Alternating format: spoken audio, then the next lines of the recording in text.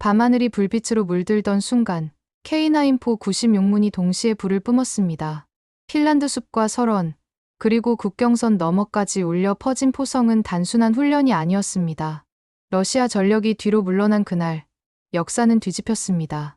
지금부터 경악의 전말을 함께 보시겠습니다. 잠시 괜찮으시다면 채널 구독과 좋아요 한번 부탁드립니다. 영상 제작에 정말 큰 힘이 됩니다. 그럼 바로 시작하겠습니다. 제 이름은 마티아스, 핀란드 국경수비대의 오랜 군인입니다. 차가운 북쪽의 숲과 얼어붙은 호수가 제 삶의 배경이었고 조국의 고요함을 지키는 것이 제 평생의 소명이었습니다. 제 할아버지는 겨울 전쟁의 참전 용사였고 그분으로부터 핀란드의 정신, 시소를 배웠습니다. 그것은 역경 앞에서 결코 꺾이지 않는 내면의 힘을 의미했죠. 수십 년간 이어진 평화 속에서 그 정신이 무뎌졌다고 생각하던 때 역사는 다시 우리에게 시련을 안겨주었습니다. 새벽 4시 27분 라플란드 사령부의 정적을 깨는 전화벨 소리는 단순한 정보 전달이 아니었습니다. 그것은 우리 세대가 마주해야 할 역사의 변곡점이었습니다. 수화기 너머로 들려온 우크라이나 침공 개시라는 낮은 목소리는 라플란드의 겨울 공기보다 더 차갑게 제 심장을 파고들었습니다. 작전 지도 위에 붉게 표시된 침공 경로는 마치 살아있는 생물처럼 북서쪽을 향해 꿈틀거리는 듯 보였습니다. 그 붉은 점들이 한 칸씩 움직일 때마다 제 심장은 바싹 마른 낙엽처럼 오그라드는 기분이었습니다.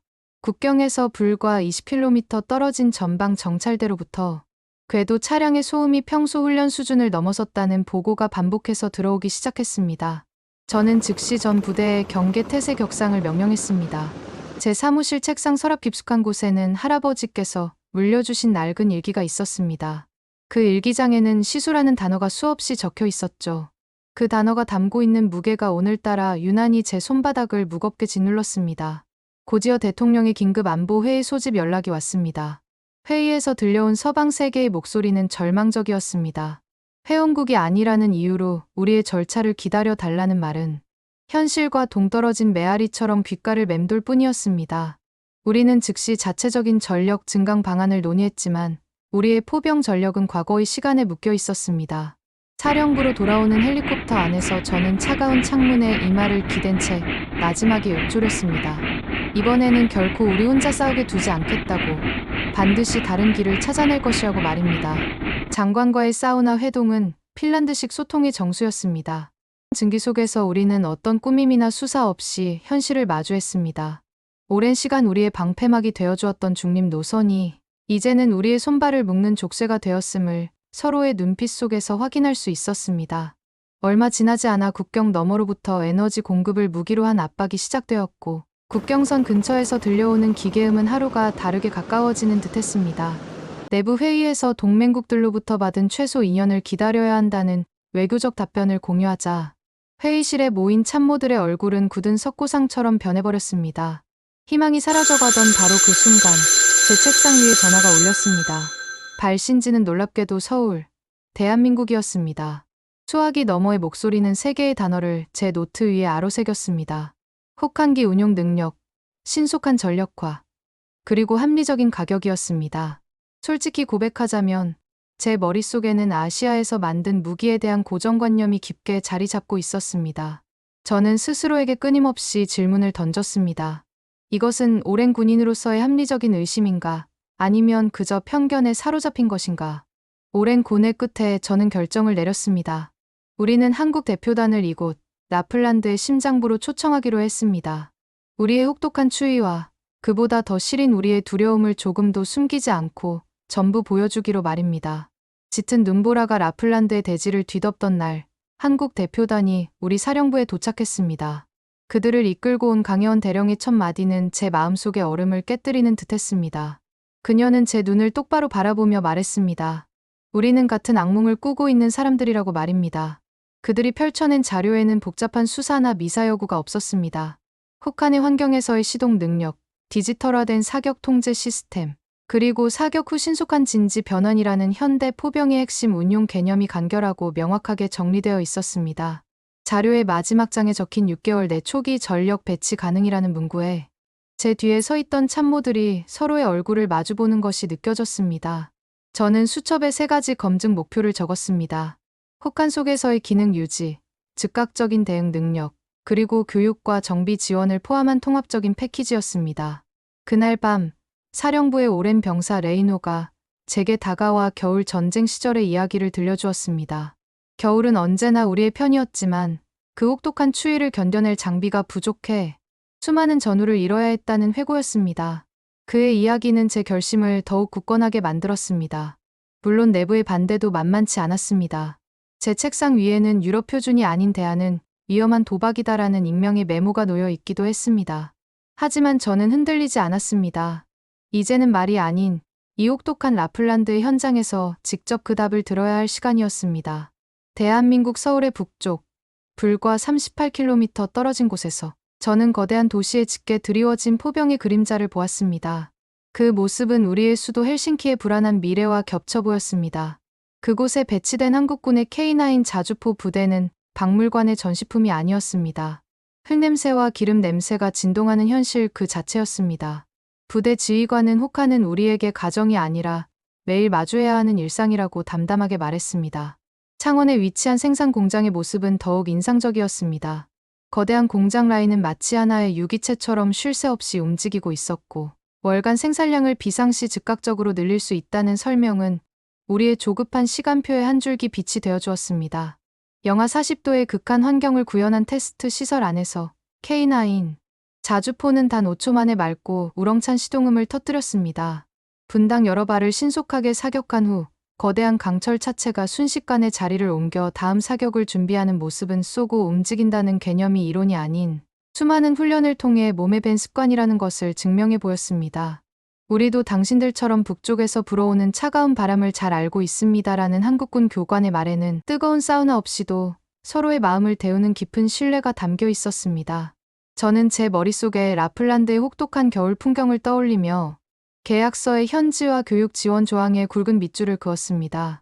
핀란드로 돌아오자마자 국방위원회의 비공개 브리핑이 소집되었습니다. 예상대로 첫 번째 질문은 기존 유럽 표준 무기 체계와의 호환성에 대한 것이었습니다. 반대파의 한 의원은 출처가 불분명한 혹한기 잦은 고장에 대한 소문을 언급하며 저를 압박했습니다. 저는 그에게 감정적으로 대응하는 대신 명확한 사실 확인을 정중하게 요청했습니다. 며칠 뒤 일부 언론은 아시아산 무기 도입은 위험한 모험이라는 자극적인 헤드라인을 뽑아냈습니다. 설상가상으로 러시아에서 시작된 것으로 추정되는 심리전이 SNS를 통해 빠르게 확산되기 시작했습니다. 혹한의 추위에 포신이 얼어붙어 무력화된다는 내용의 조작된 도면이 그럴듯하게 포장되어 유포되었습니다. 우리의 정보 분석팀이 허위 정보의 출처를 역추적하는 동안 저는 이 문제를 정면으로 돌파하기로 결심했습니다. 비공개로 진행되던 브리핑을 전면 공개로 전환할 것을 요청했습니다. 그리고 그 자리에서 우리가 한국과 맺은 계약의 모든 세부 사항, 즉 초기 48문 도입과 추가 도입 옵션, 그리고 통합교육 및 정비 지원 패키지에 대한 구체적인 근거 자료를 남김없이 공개했습니다. 길고 긴 청문회의 마지막 순간, 저는 단호한 목소리로 말했습니다. 우리는 추상적인 명분이 아닌 속도와 현실, 그리고 새로운 동맹으로 이 위기에 답하겠다고 말입니다. 라플란드의 밤하늘 아래 혹한기 야간 훈련을 하루 앞두고 바람은 더욱 매서워졌습니다. 첫 번째 사격 훈련은 순조롭게 진행되는 듯했지만 재장전 단계에서 한 명의 병사가 갑작스러운 탈진 증세를 보이며 쓰러졌습니다. 그 작은 균열은 대대 전체의 작전 리듬을 순식간에 흔들어 놓았습니다. 반대파는 기다렸다는 듯이 혹한기 운용 불가라는 메시지를 언론에 흘렸습니다. 하지만 한국에서 파견된 교관팀은 당황하지 않았습니다. 그들은 즉시 우리 병사들의 체온 유지, 수분 섭취, 그리고 장비 점검 루틴을 처음부터 다시 꼼꼼하게 점검하고 새로운 계획을 수립했습니다. 훈련은 단순히 포를 쏘는 기술의 문제가 아니라 극한 환경을 견뎌내는 생활의 영역으로 확장되었습니다. 병사 개개인의 보온 대책과 영양 섭취 계획이 표준화되었고 장비는 더욱 세심하게 관리되었습니다. 이틀 뒤에 실시된 두 번째 훈련에서 우리 포병들은 24시간 동안 단 한 건의 고장 없이 연속 운용 임무를 완벽하게 수행해냈습니다. 저는 그날 밤 제 일지에 이렇게 적었습니다. 실패는 결코 굴욕이 아니라 미처 알지 못했던 지식의 세계로 들어가는 입장권과 같다고 말입니다. 초도 물량이 북쪽 국경 지대에 소리 없이 배치되기 시작했을 때 작전 지도 위에 그어진 우리의 국경선은 마치 단단한 강철 빗장처럼 느껴졌습니다. 우리는 국경선에서 불과 2km 떨어진 곳에서 훈련을 실시했습니다. 우리의 힘을 명확히 보여주되 결코 선을 넘지 않는다는 원칙 아래 포문이 열렸습니다. 훈련이 끝난 직후 정찰 부대로부터 의미 있는 보고가 들어왔습니다. 국경 너머에 전개되어 있던 상대방의 부대가 20km 뒤로 물러났다는 소식이었습니다. 단 한 발의 포탄도 국경을 넘지 않았지만 K9 자주포의 압도적인 사거리가 그 어떤 외교적 수사보다 더 강력한 메시지를 전달한 셈입니다. 다음 날 아침, 국경 지역의 주민 대표가 사령부로 저를 찾아왔습니다. 그는 제 손을 잡으며 말했습니다. 어젯밤, 수십 년 만에 처음으로 깊은 잠을 잘 수 있었다고 말입니다. 그 한마디에 그동안의 모든 고단함이 눈 녹듯 사라지는 기분이었습니다. 내부에서 거세게 반대하던 목소리들도 하나둘씩 잦아들기 시작했습니다. 감정이 아닌 명백한 숫자가 결과를 증명했기 때문입니다. 우리는 K9 자주포에 숲의 유령이라는 암호명을 붙였습니다. 숲속에서 유령처럼 나타나 세 발의 포탄을 쏘고 5분 뒤에는 이미 10km 밖의 다른 장소의 모습을 드러내는 기동 전술이었습니다. 저는 지도 위에 펼쳐진 수많은 호수들을 손가락으로 짚으며 확신에 찬 목소리로 말했습니다. 겨울이 오면 이 얼어붙은 호수들은 모두 우리의 것이 될 것이라고 말입니다. 우리의 성공적인 전력과 소식은 북유럽 전역으로 빠르게 퍼져나갔습니다. 스웨덴과 노르웨이, 그리고 에스토니아로부터 K9 자주포의 운용 데이터를 공유해달라는 요청이 연이어 들어왔습니다. 얼마 지나지 않아 에스토니아가 추가 도입을 결정했다는 뉴스가 보도되면서 북방의 포병 네트워크는 이전과는 비교할 수 없을 정도로 촘촘해졌습니다. 특히 폴란드가 672문이라는 엄청난 규모의 도입 계획을 발표했을 때 우리는 이 거대한 변화의 흐름을 실감할 수 있었습니다. 그들은 우리에게 이렇게 말했습니다. 우리는 대륙의 허리를 지키는 방패가 될 것이라고 말입니다. 우리는 이 새로운 연대의 힘을 확인하기 위해 북방의 방패라는 이름의 합동 훈련을 제안했습니다. 기상 정보와 탄약 규격, 표적 데이터를 실시간으로 공유하고 통신망을 연동하는 고도의 훈련이었습니다. 훈련 첫날, 각국의 장교들은 서로의 작전 계획을 테이블 위에 펼쳐놓고 차이점보다는 공통점을 먼저 찾아 나갔습니다. 둘째 날, 300문에 달하는 자주포가 약속된 시간에 동시에 불을 뿜었습니다. 핀란드의 숲과 노르웨이의 피오르드, 그리고 폴란드의 평원이 마치 하나의 심장처럼 같은 박자로 고동쳤습니다. 훈련 마지막 날 저녁, 저는 모든 참가국 대표들 앞에서 건배를 제의했습니다. 작지만 결코 약하지 않은 나라들이 함께 만들어낸 위대한 지혜를 위하여. 우리의 방어 태세가 강화되자 상대의 대응 방식도 더욱 교묘해졌습니다. 국경 지역의 전파 교란 시도가 눈에 띄게 늘어났고 한동안 잠잠했던 혹한기 결빙 고장이라는 가짜뉴스가 다시 온라인상에 유포되기 시작했습니다. 우리는 이러한 심리전에 흔들리지 않고 우리만의 방식으로 대응하기로 했습니다. 우리는 실제 K9 자주포와 동일한 신호를 방출하는 신기루라는 이름의 가짜 미끼 장비를 개발하여 부대에 혼합 배치했습니다. 정찰위성을 통해 식별된 정보를 분석한 결과 실제 K9과 가짜 미끼를 구별하는 것은 거의 불가능에 가깝다는 것이 증명되었습니다. 드넓은 설원 위에서 유령처럼 나타났다 사라지는 이 새로운 전술에는 랩이라는 이름이 붙여졌고 곧 우리의 공식 교범에 채택되었습니다. 우리의 사이버 대응팀은 허위 정보가 유포되는 경로를 역추적하여 조기에 차단하는 방어 시스템을 구축했습니다.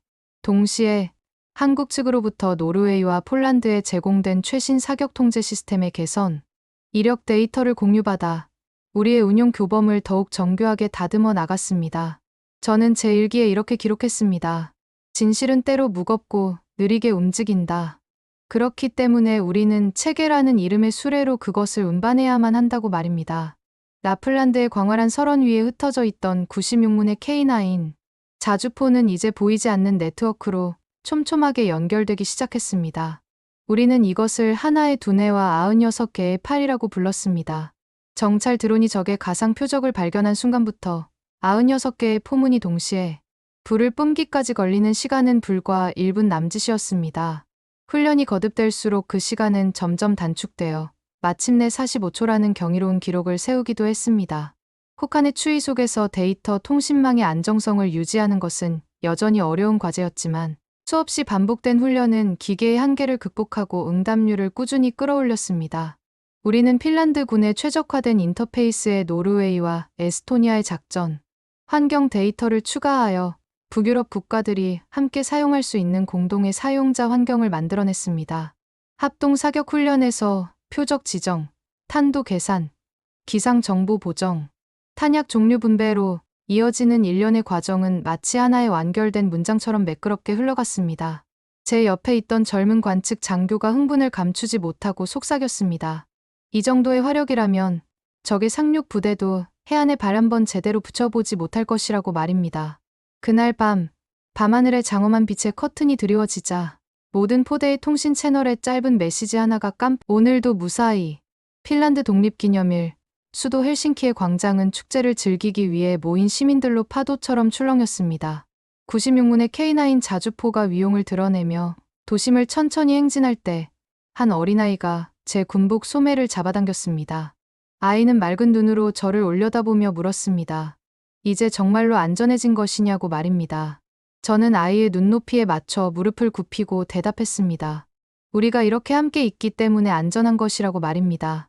잠시 후 축포가 하늘을 향해 발사되며 핀란드의 깃발을 아름답게 수놓았습니다. 매캐한 포연 대신 시민들의 뜨거운 환호성이 도시 전체를 가득 메웠습니다. 저는 저 멀리 포탑 위에 서 있는 한국의 박 교관과 잠시 눈을 마주쳤습니다. 우리는 아무 말도 하지 않았지만 서로의 마음을 충분히 알 수 있었습니다. 행진이 끝난 후 주민 대표단의 한 할머니께서 제게 다가와 손수 뜨신 목도리를 건네주셨습니다. 이번 겨울은 유난히 따뜻할 것 같다는 그분의 말씀에 제 마음속에도 따스한 온기가 퍼져나갔습니다. 그날 밤 전 세계의 외신들은 앞다투어 헬싱키의 소식을 전했습니다. 그들의 헤드라인은 대부분 비슷했습니다. 작은 나라가 보여준 위대한 지혜, 연대가 만들어낸 강력한 억지력, 길고 혹독했던 겨울이 지나고 라플란드의 봄이 찾아오자 단단하게 얼어붙었던 호수는 흔적도 없이 사라졌습니다. 하지만 우리는 얼음 위에서 길을 찾는 법을 결코 잊지 않았습니다. 국경 너머에서 들려오던 위협적인 소음은 점차 잦아들었고 그 자리를 대화와 협상의 목소리가 채우기 시작했습니다. 우리는 여기서 멈추지 않고 도입될 추가 물량에 대한 성능 개량 계획과 새로운 교육 커리큘럼을 준비하며 지속 가능한 평화를 위한 노력을 계속했습니다. 에스토니아, 노르웨이와 정비 부품을 공유하는 시스템을 구축하자 운용 효율은 눈에 띄게 향상되었습니다. 우리는 이것을 북방의 MRO 벨트라고 불렀습니다. 폴란드의 대규모 도입 계획은 우리가 구축한 연대의 무게 중심을 남쪽으로까지 확장시키는 계기가 되었습니다. 이제 우리 사령부의 기록관 벽에는 96문의 K9 자주포가 위용을 뽐내는 항공사진과 함께 짧은 문장이 걸려 있습니다. 혼자일 때보다 함께일 때 우리는 더욱 강하다는 문장입니다.